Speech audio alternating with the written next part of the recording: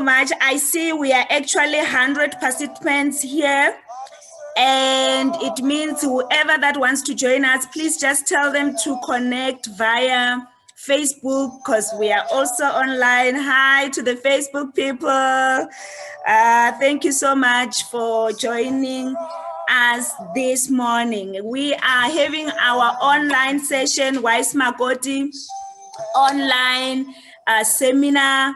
And yeah, I remember last year we were supposed to actually have a seminar, a proper seminar, and that's when Corona hit us and we were not able to meet, kept postponing, but we were always having those online ones until we met in December.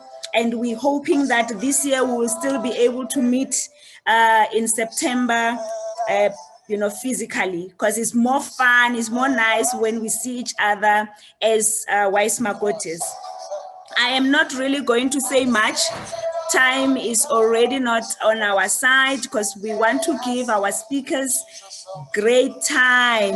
Okay, apparently the music is still on. Let's get the music off so that you can be able to hear me clearly. Wow, maybe some of you want to know, what is WiseMakoti? Why are we meeting? Why do we even call it WiseMakoti? It actually was provoked by Solomon. You know Solomon from the Bible? Solomon provoked this ministry to start because Solomon in Proverbs 14 verse 1 says, a wise woman builds her home. And I really wanted to understand why he will say a wise woman builds her home and not a wise husband or a wise man. Yeah, it is really provoking. For me, it was like, why a wise woman? Why does it say a wise woman builds her home and not a man? You have been given such a great and wonderful responsibility, which at times as women, we don't even see it. We don't appreciate it actually. We don't embrace it because we are thinking, why should I be doing this? Why is he not coming along? Already Solomon has given us the heads ups to say, hey, woman, wake up. This man, he will do as you tell him to do. So it means if we see there is no progress in your home, if we see your marriage is not going well, we will know that there is a woman that is not wise in that marriage. There is a foolish woman in that marriage who is waiting for a man to act. We at WiseMakoti, we do not wait for men. We act. And when we are acting, our husbands follows. And other women will look at us and wonder, how are they doing it? Why does their marriages look so beautiful and happier? It's because there is a woman that is driving in that ship. And we make sure that as we do that, we are doing it so that it can be a beautiful marriage, because without a woman, there is no marriage. Hence, God said he will create a helper for a man. Why did he say he will create a helper for a man? The man was so lonely. The man was so disorganized. The man it didn't look like he's going forward. After everything that God had given a man, there was still something missing. Is your presence felt in that home? You as a helper, is your presence felt? You can ask yourself that question. Is my presence felt in my marriage? Is there a change in this marriage? Is there a change in this man? Because when we read Proverbs 31, the Proverbs 31 woman, she is described as one that actually edifies her husband. We are told that she brings him good. Are you bringing good?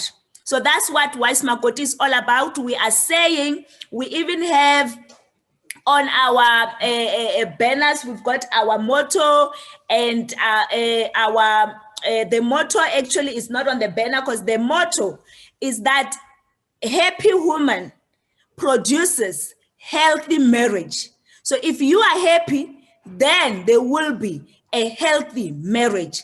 And our vision and mission, it says we are building the wise Makotis so that they can take their rightful position. Unless you take your rightful position, your marriage will not work. It is waiting for a woman that will take her rightful position. And here at WiseMakoti, we are saying, come, let us teach one another to take our rightful position so that we can be able to make our marriages work. And the other thing that we are learning here, it is that we can fulfill God's given purpose for us. There is a purpose for you to be in that marriage. There is a reason why you are in that marriage. There is a reason why God placed specifically you and not another woman in that marriage. You need to fulfill that purpose. And you can only fulfill that purpose when you take your rightful position. As long as you are not on the right position, as long as you still think because you are bringing money in your marriage, then you must be the one wearing the pants of your husband, then you are not going to fulfill God's purpose. What does God's purpose mean? God's purpose says a wife must submit. And we at WiseMakoti, we run this ministry through the word of God. Not outside. We don't go with 50-50 that is in the world. We don't change and amend the role of a wife because of what the country says or what the world says. We go according to what the word says. What does the word says about a wife? What is a role for a wife? You are there as for companionship. You are there to actually fulfill a role. You are a helper. Helping what? To build.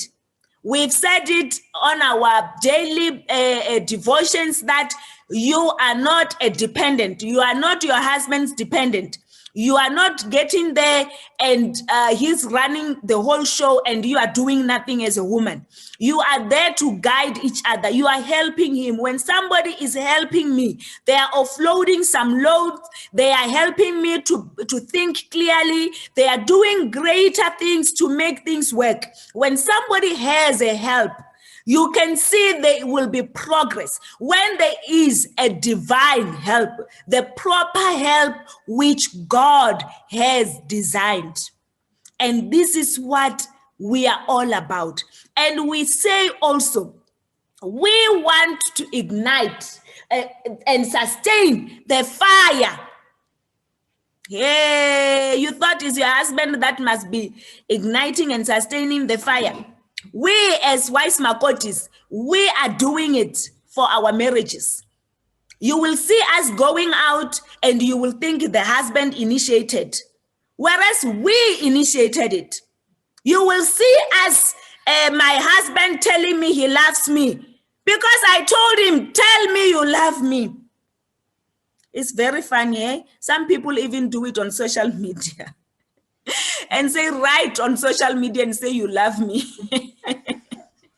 And now when you see it, you are so angry at your husband. You don't know he was given a commandment that you must tell me you love me on social media. You must tell me you love me. He was told, you must hold my butt when we are walking. You must brush my hair when we are in front of people. The men are being told what to do because there is a woman who is building her home. She is doing it so well that you cannot even see it. She says, go and buy me flowers. She's teaching him how to love her. And this is what we are all about. We are saying, when the fire, if you leave the fire, those that knows about the fire that you use, the wood. If you don't keep on igniting, if you don't sustain, if you don't keep on putting the wood in the fire, it will die. So is a marriage. So is the love. So is the feelings. They can die in the marriage. Staying in the same house, using the same bedroom, sleeping on the same bed, but they will not be loved. Because there is a woman who's waiting to be loved. There is a woman who is waiting for the man to do everything. At WiseMakoti, we are saying, we are driving without them even seeing that we are driving. They do not even see that we are driving. We are saying to you, go and drive that marriage. And he will come along. You will see. He might start by hesitating, but he will start to see what is it that you love. And he will start doing exactly those things. So this is what the ministry is all about. Building WiseMakotis. Making sure we have a big community. And when we have a big community of WiseMakotis, what is it that we're going to achieve? We are going to achieve successful marriages. It means we are going to combat divorce. It means we won't find children on the streets because they are in families which are not conducive. It means we will find children doing well at school. It means we will find children not going on drugs because the things that you do as parents, they affect the children. When you are doing it, you might not even realizing what it's doing to your children. When you are screaming at each other, when you are fighting each other, your children grow up thinking that's what marriage is all about. And they also, when they get older, when it's time for them to demonstrate marriage, they recall, oh, marriage, I remember my parents, this is how they conducted themselves. And they start conducting themselves exactly the same way you were conducting yourself. So just understand that even if you cannot do it for yourself, do it for your children. Do not fight in front of them. Do not do things which when they are writing down, they are writing the wrong things which they are going to practice in their marriage. So this is why we are having this community. We are building the WiseMakotis. We are saying when you have stress, when you are depressed, when you don't know who to talk to, we are here. We have this platform where we say, come and talk to us. We are going to help you on how to resolve your issues. We have a network of women that are just there to say, you know what, I'm working on my marriage and I can help you work on your marriage as well. We can do it together and build our marriages and take our role. You know, I was actually talking to somebody the other day and I was saying to her, it's such a painful thought to even think about it, that there are men that are so lost in their marriages because the woman is not taking her rightful position. The woman wants to be the man. The way women keep saying, why me? Why can't a man do 1, 2, 3? Soon we will hear you saying you don't want to be pregnant, the husband must be pregnant. Because you want to change everything that God has designed. And when we go according to the way God has designed, we will have conducive marriages. Your husband will enjoy you. Your husband will enjoy you. He will want to run coming back home from work because he will know that when I'm at home, I am at peace. When I'm at home, I am happy. But he is not happy because you are not taking your position. You want his position because you are the CEO. You are the MD of a company. You are an executive. He is not. That has nothing to do with marriage. If you can recall why you got married, I usually ask this question when I go to bridal showers. I ask the bride to be, why are you getting married? And I never hear, I'm getting married so that I can have children. I'm getting married so that I can have a partner to pay bills with. I'm getting married so that I can have a comfortable home. I'm getting married so that everyone can see at least that I'm married. The one thing that I always hear is that I'm getting married because I love this man and I want to spend the rest of my life with him. Is that still the reason why you are in your marriage? Is it how your marriage has been going? Or since you started seeing yourself being a better person, things started changing in the marriage? When he lost his job, was he still the same man that you fell in love with and said you want to spend the rest of your life with? When you started going up higher and higher, either in your education, either in your corporate, what's the word? Okay, in corporate or in businesses, what is happening? What is happening? Are you still the same woman? Are you still the same woman that he fell in love with? Or now you think you are good enough, you are better? Maybe when you met him, you didn't have the things you have, and now you are starting to behave in a way that he is not feeling a wife, a helper in his life. Is he still feeling you as a wife? Does he still feel that there is a wife in his life? Or there are two husbands in the marriage, fighting to be heard, fighting to be the head of the family? What are the children learning from you? What is it that you are teaching them? And when you take your rightful position, you will see the flow. It flows like a river. You will see the flow. The river never goes outside of the stream. It's always flowing on the same stream.